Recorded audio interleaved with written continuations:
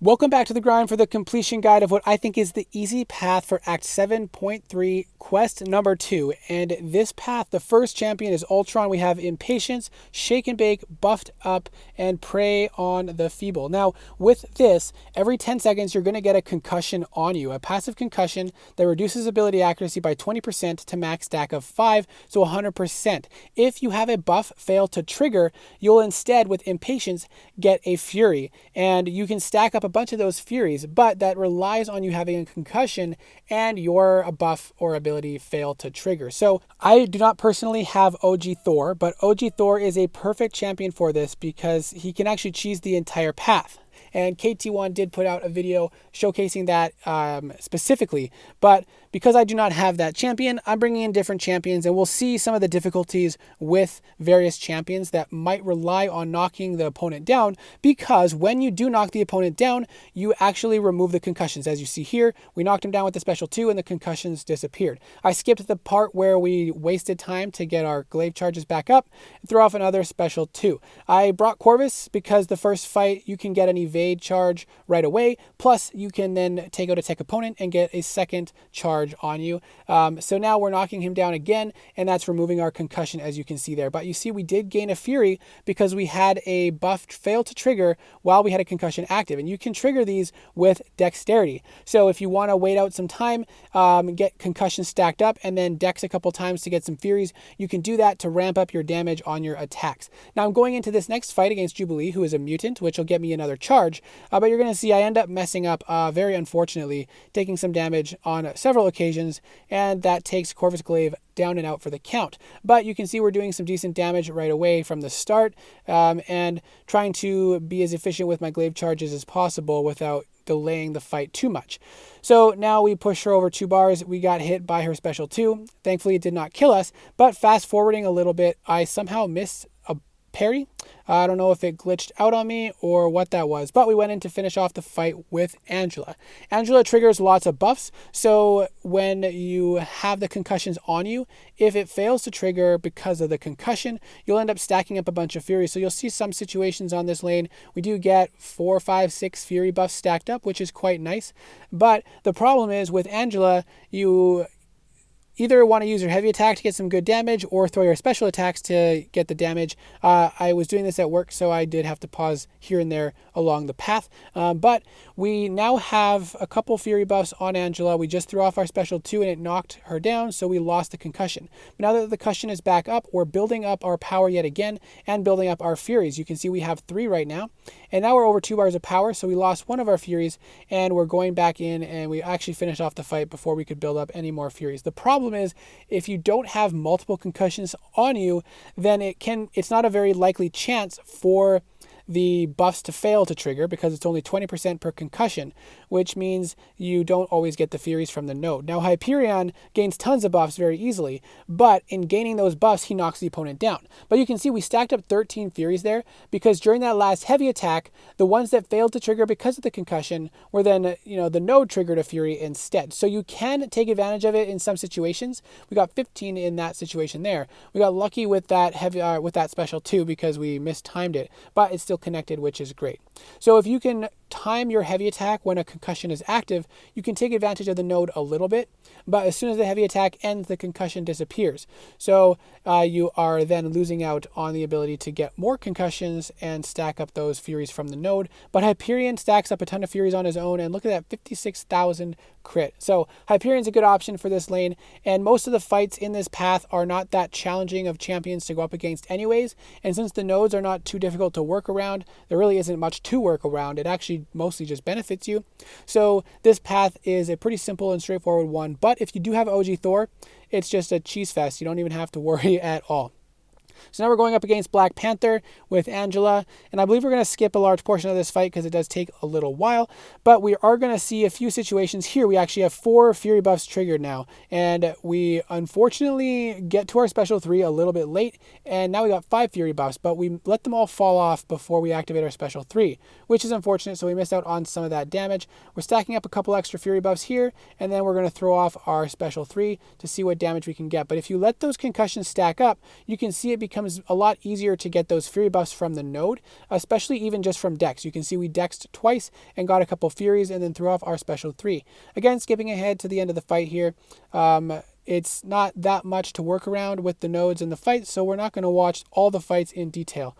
Now, I did make some mistakes against this Howard the Duck. There really is nothing special about this fight, but I ended up getting a hit to the face, and I was trying some different things out with Hyperion, so I delayed the ramp up a little bit. But now we're building up our Furies so we can open up our damage because this lane does have buffed up, so we're not going to gain any, be able to do any damage until we have 3 or more buffs. And if you noticed at the start when I was using Corvus Glaive, I actually used one of Odin's pre-fights to get him an extra buff, so that as soon as we triggered the Cruelty from the evade charge, then we had 3 buffs on us, and that was allowing us to deal damage in that fight. Sorry, I forgot to mention that at the time, but I'll try to put some text over there. Now we're into our Emma Frost fight, and this one's quite a long fight because she does spend a good chunk of her time in diamond form, so we are going to skip some of this fight, but it's basically what I like to do is try to bait out the special ones because I feel like it's easier to dex. Even though it means you're dexing more times, I feel like it's more predictable, and because you don't have to wait for the projectile from the first hit of the special 2. So that's what I prefer to do, is bait out special 1s as much as I can. So right now we're trying to bait out a special 1. With that inverted controls, you have to be prepared to switch your dashes. And we're skipping ahead to the end now, and we're going to throw off a special 2, I believe, to finish off the fight. And I think this fight took over 100 hits. We did get some nice damage on that special 2 at the end though. Now we're going to the boss island, and you can take your pick between these fights. This one, Hulk is not that hard except for do not go gentle. He does an ebb and flow heavy, so you want to knock him down to remove the protection, and high energy diet, so you do not want to bring a champion that does energy damage. And even though do not go gentle is annoying, since it is the boss node, if you just ignore do not go gentle and get him down to 1% and then die, then you can bring in another champion to do that last hit to finish it off. Now this next one is Cosmic Ghost Rider. He has increased ability accuracy. When he puts debuffs on you, he'll go unblockable if you have 3 or more debuffs on you. He has Rise to Power and Power Bond, so a bit more power control would be important for this fight. But this other fight here against Old Man Logan is the one that I'm going to go into. He does have Lazarus, so he does heal at the end of the fight if you haven't ramped up your combo meter to at least 100. And then he has Arrogance as well, so every 10 hits you'll falter, and Lionheart. So because Old Man Logan has tons of buffs, I brought in Mojo. Again, because Mojo is my most recent rank 2, and I'm considering taking him to rank 3. And Mojo's a ton of fun to play. We didn't have a chance to ramp him up on the lane, so we have to ramp him up in this fight. And we're going to see how fun Mojo is to play in a fight where you have lots of buffs to take advantage of. So it doesn't really take that long to ramp up. You just have to be careful every 10th hit that when you trigger the falter, you're not continuing your combo. And I do mess that up a few times here and there. But the prompts trigger as soon as anti-life field ends, and it only takes 5 to kind of get your full ramp up set. Now I did throw off that special attack right before the falter. Thankfully, the special attack lasted until the end of the falter, and I was able to recover. Now I've got our next prompt already, so we're up to 4 now, and we're moving pretty quick in this ramp up process. And we're going to see that as soon as we start to, he triggered a bunch of buffs right there, and it just turned into a bunch of degen. So he's degenning quite nicely. We threw off our special 2 and added a bunch more degens, and it starts to tick pretty quick. A couple times I do go into his heavy attack a little early and get smacked, but it is what it is, not a perfect fight. Now with this prompt to hold block, it's not ideal to take block damage, so you can just parry, throw off a heavy attack, and switch the prompt, and that will allow you to get a better prompt. And if you save up your special 3, you can wait until a new prompt comes, and then the special 3 immediately completes the prompt. So you'll see we had the end of buff prompt waiting for us. Now we throw off our special 3, and when we come out of there, we'll have completed that prompt, have our anti-life field active, and we'll have placed 5 degens onto the opponent with our special 3. Preferably you want to use your special 2 because it's 2 bars of power for 5 degens, but the special 3 in some situations is helpful as well. And now we're placing hate buffs onto the opponent as well, so those are giving us more damage when they expire, and also giving us regen when they expire. Now we got the whole block prompt again, so I'm attacking into the opponent's block so that he holds block the whole time, because the opponent can actually trigger your prompts for you. and that can be a very effective way to utilize the opponent to help complete your prompts in certain ones that are a bit more challenging to complete.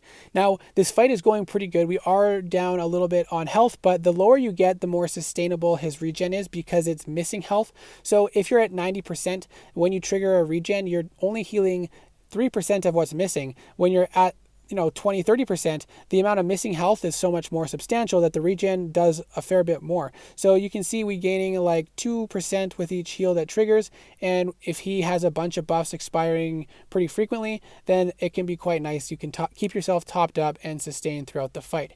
Now, we are getting very close to knocking him out. We continue to make some mistakes with this falter. I keep forgetting about it, maybe because I'm still working on getting comfortable playing Mojo. I'm paying attention more to the other aspects of Mojo's kit and not the nodes that we're dealing with. Now we're throwing off another special 3. I think we had a prompt to complete, plus we're going to get some more degen damage, which is obviously nice to have because Mojo relies a lot on the degen damage, and it's a lot of fun to see those red passive numbers ticking him down. We have the falter currently active, but yet again we attacked in, and you can see we're continuing to stay pretty topped up above 30%, which is not bad. Now we got the backed into a corner prompt, which can be quite annoying. We're trying to bait out a special as well, but then because the prompt's going to fail, I should have just let it fail. But I ran back into the corner, and then to create space threw off the special 1, which pushed him over 3 bars of power, so I had to be aggressive, and then he countered me and I died. So unfortunately I did not get the solo with Mojo, but Magneto is another great option for this Old Mad Logan because he is metal, so you can put magnetized on him. You can just build up your prowesses and throw off a massive special 3 and finish off the fight pretty quickly. Also, you can bypass the Lazarus node. He doesn't end up healing at the end of the fight because you can prevent the healing and decrease the ability accuracy, so we take him out pretty easily with Magneto at the end. So I do hope that this video is helpful. Let me know what your thoughts are on the easy path, what champions you used, and what boss you took as well, and I do hope to see you in the next video.